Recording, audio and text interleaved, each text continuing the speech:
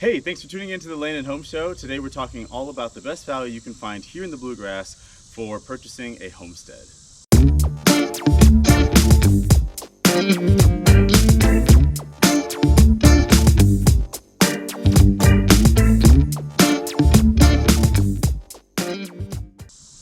Hi, I'm Stephen J.B. Davis, your land specialist and resident realtor here in Central Kentucky and beyond. It is another scorcher. You've caught me in between a workout and more Zoom calls. So I'm going to try to make this very, very quick. Today's video is all about folks that are looking for a home on land. And so if you haven't watched the previous videos, I highly encourage you to, because the Bluegrass is a very specific region, as I discussed on the very first set of these land value videos. There are a couple of extra things though that I do want to make sure we go through so that you understand where this data is coming from. For one, this is all 10 acres and more. And the reason why I chose 10 is because that is where the minimum state statute starts for being able to claim agricultural exemptions for your property taxes. And then I also did under $1 million. $1 million is a lot of money, but in the same breath, it is not, it doesn't go as far as it used to. And so $1 million is there just because I think it's just a good barometer for it all. There are lots of things beyond $1 million here in the Bluegrass, believe it or not, of course, capital of the world. But I think $1 million is a good ceiling. So let's get started with the overall kind of macro view like I've done here before. So when we're talking about the overall looks of stats here, there were 72 total transactions, and I'm trying to find my page here. Here we go. 72 total transactions from July of last year coming into July of this year. And even though I went up to $1 million, I want to separate a little bit of this out. 11 of those 72 were under $300,000. 13 were under 400, so above 300 but under 400. And then between 400 and 500,000 were another 13. So under $500,000 transactions on 10 acres or more with a home accounted for 51% of all of this. So, you know, not all of this stuff is going to be about $1 million properties whatsoever. I just want to make sure that that came across in the beginning of the video here. If you're looking for property under $500,000, there's certainly a market out there for you to get that. But when you start separating it into those 300 or 400 or 500, things do get a little tighter. On average, transactions were about $532,000. I will be doing medians on this particular video, and so the median price for these 72 transactions was $487,500. I don't normally do medians because I always have trouble contextualizing, but I'm going to give it a shot on this video. So you know what an average is. We always work by averages in lots of measures in life. Medians, as far as home sales are concerned, for one, it's how the National Association of Realtors and all of the other people and third parties get their information, how they disseminate it to you. So it's a pretty common stat. I think the best way to contextualize it, at least so far as I understand right now, is to think about the median as a point, and then half of the sales are above that point and the other half of the sales are below that point. So if we talk about this $487,500 mark, that means basically that what would that be, 35 and a half transactions were below there, and 35 and a half were above the 487 and a half. That's going to be my story, and that's what I'm sticking to. So you'll hear a lot of medians in this particular video. Moving on, the average days on market was 89 days. The average square footage, 2,300 square feet. The average discount was 9.6%. So that means that on average, people who were purchasing 10 acres or more with a home on it here in the Bluegrass region, they were buying for 90.4% of the sticker price. Okay, so 9.6% discount.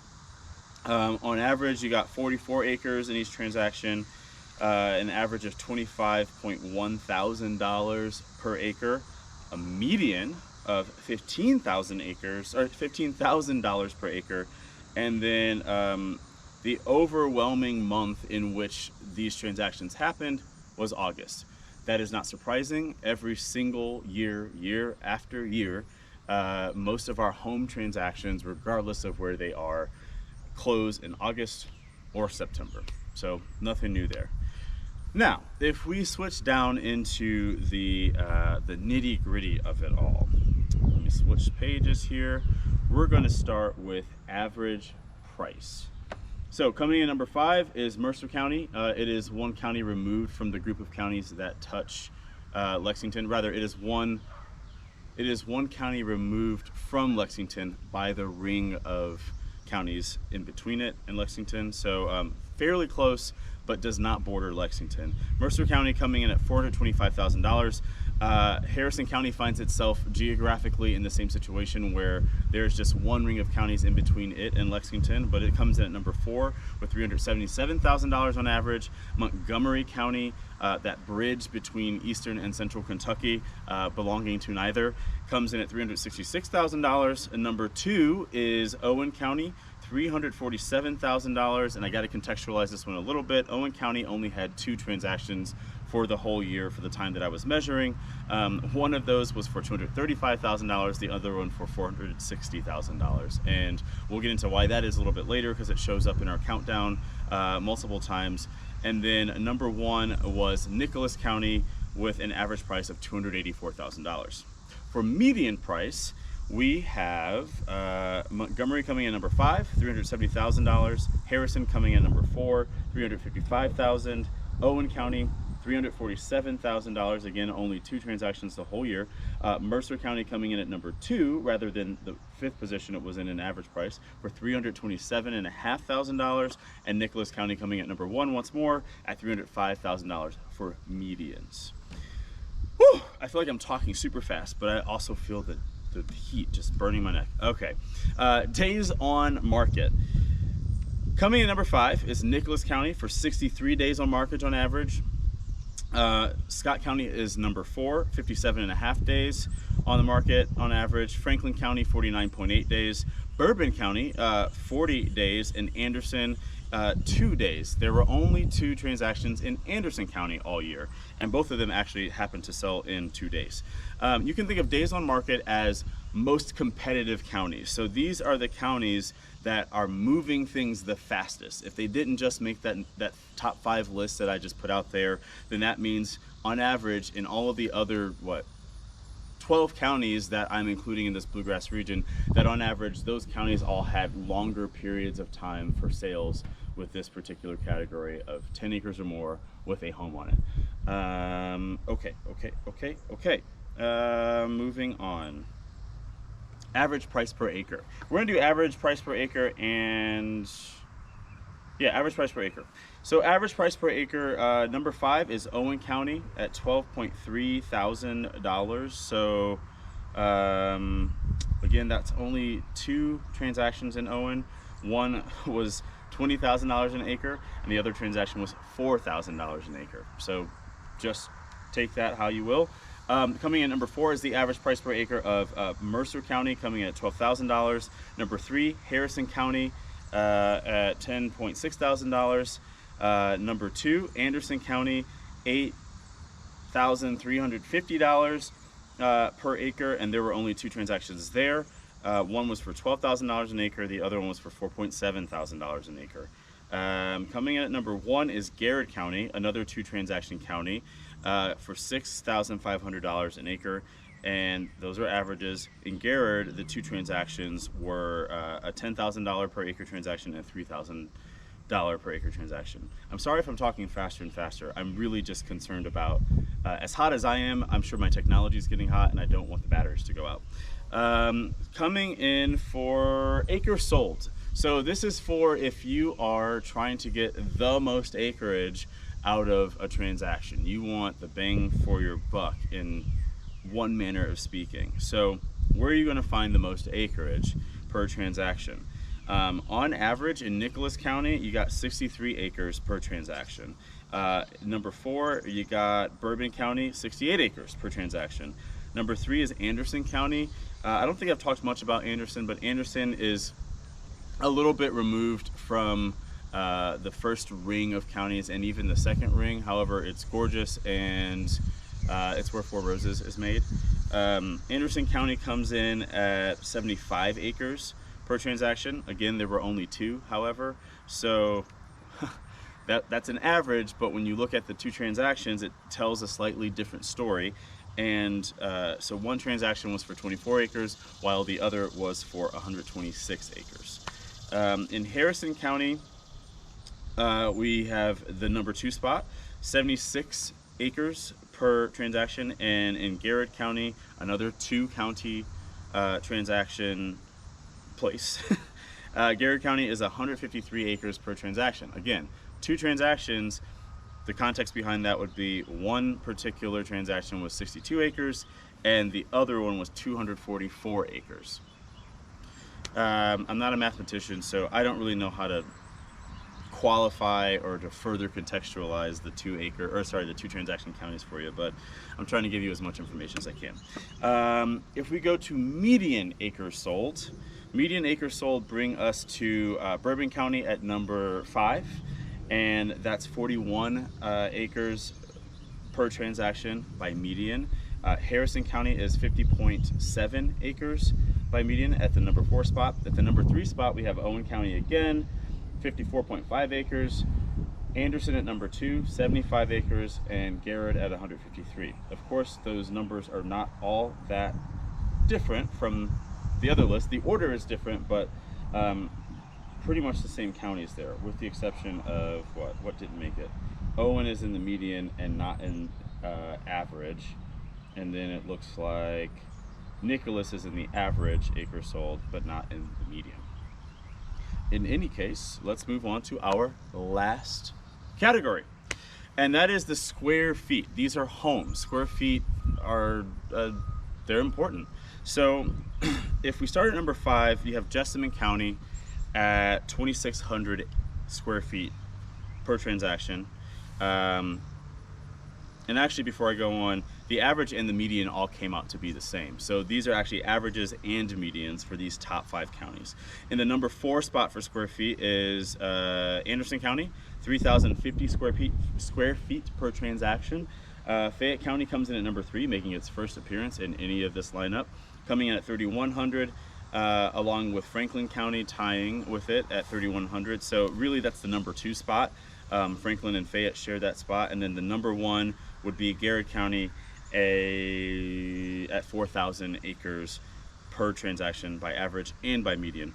Now, when I go through all of this stuff, what is not interesting to me at all, or sorry, not surprising, it's very, well, I guess it's not interesting either, just because it's just a common principle around here, is that most of these counties that fall on these top 5 lists happen to be further away from Fayette County.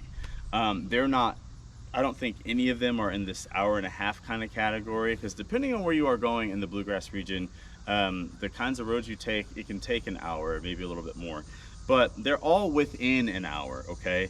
And none of them, with the exception of the square footage here, none of them are really places that are right on top of Lexington. Mercer County, nope. Owen County, nope. Nicholas County, nope. Harrison County, nope. Montgomery County, no. Not even Garrett, not Franklin, like none of these touch Lexington. And so generally speaking, if you want to be 20 minutes away from Lexington, you're going to pay a handsome price. For instance, you got, Lexington or Fayette County, same thing, on this whole top 5 counties for square footage.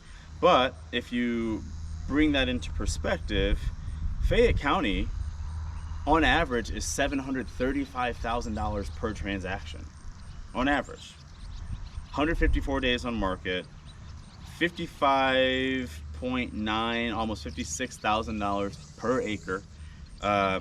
An average of 15 acres with each transaction, so not these great big estates, right? They're smaller relative to 153 acres or 100 acres or even 60. But you get a lot of square footage for $735,000, a lot relative to these other counties. So really your best value, if you're looking for value in any category, your best value is going to be further away. That's just economics. Real estate really comes down to price, rather location and condition will influence the price, but the three of those meeting together is really what gets a deal closed. People agreeing on the price based on where something is and the condition that it is in. I don't think any of these principles are new, but I think that they're worth repeating because as much as we hope that 2008 is here, it's not. And it still hasn't happened. There's not even been a peaking of getting into some sort of buyer's market here. I don't mean to crush dreams, but it's like, you know, if you want to get somewhere, you have to do so with like a reasonable amount of realism, at least a healthy amount. So really thinking about what a deal means when you're in this strong of a seller's market is important. Getting a good deal is all subjective. A good deal is not going to look like 50% off of a list price. It won't look like I got, you know, a home warranty and 15% off of the price and 80 acres. It's not going to look like that in this market here. You may be some other place where there are just way too many houses. There are places like that, and not enough people that want to buy them. But it's not Central Kentucky. If you really want a deal, then you have to live really far away. You're going to be living in Eastern Kentucky, Southern Kentucky, parts of Western Kentucky, where the markets are much more, they're slower. There isn't as much housing, but the demand to live that far away from a lot of conveniences such as hospitals and certain schools and colleges, those things are, they're not on the top of the list compared to some of these other geographies. So before you get into Kentucky's got the cheapest land ever, relative to California, yeah, really cheap, but you're not going to get the deal of a century wanting to live within an hour of Lexington. That's the real takeaway. If you want to discuss more, you have questions, you have a house that you need to sell, land you need to sell, I'm your guy. I work really hard to make sure I know my stuff and to help my clients. So if you need some help with some land or with a home, get in touch. My stuff is all down in the description. I hope to see you soon. Our last video on this whole subject of values will just be addressing the residential market in the Bluegrass as a whole. So really talking about that traditional neighborhood type of situation within the Bluegrass counties. And then we'll wrap up and get on to some less statsy kind of stuff. So with that, I say thank you for watching and have a great week. Adios.